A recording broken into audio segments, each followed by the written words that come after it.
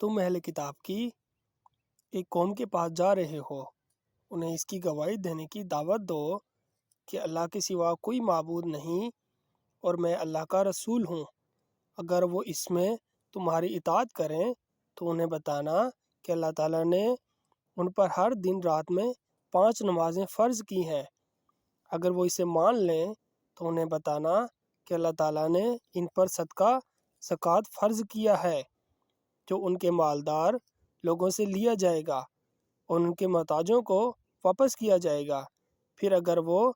اس بات کو قبول کر لیں تو ان کے بہترین مالوں سے اعتراض کرنا، زکوٰۃ میں سب سے اچھا مال وصول نہ کرنا اور مظلوم کی بد دعا سے بچنا، کیونکہ اس بد دعا کے اور اللہ کے درمیان کوئی حجاب نہیں۔